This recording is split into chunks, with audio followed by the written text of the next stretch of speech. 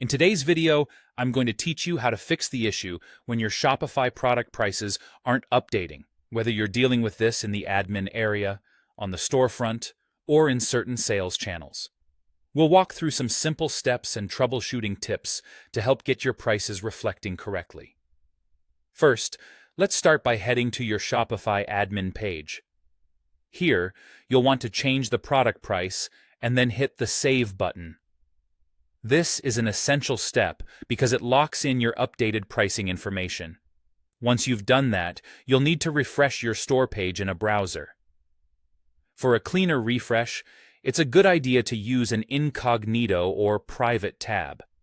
This ensures you're viewing the latest version of the site without any cached data potentially causing issues.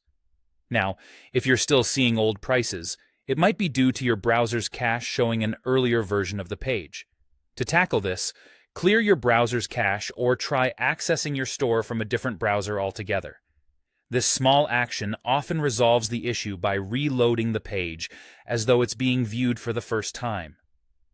Another crucial point to check is whether the product is published to the online store sales channel.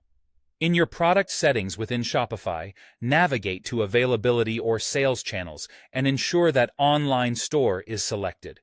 Without this selection, your storefront won't display the updated price.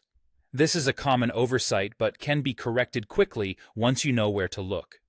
Sometimes the issue might not be with Shopify itself, but with apps or custom code interfering with the price display. If you use apps for things like bundles, discounts, or subscriptions, or if you've added custom theme code, these could be overriding your updated prices. To test this, you can temporarily disable these apps or switch to Shopify's default theme. By doing this, you can identify whether the apps or customizations are impacting the price display. Finally, patience can sometimes be the best solution. On occasion, Shopify may need a little extra time to sync your changes across all pages, especially when it comes to collection pages.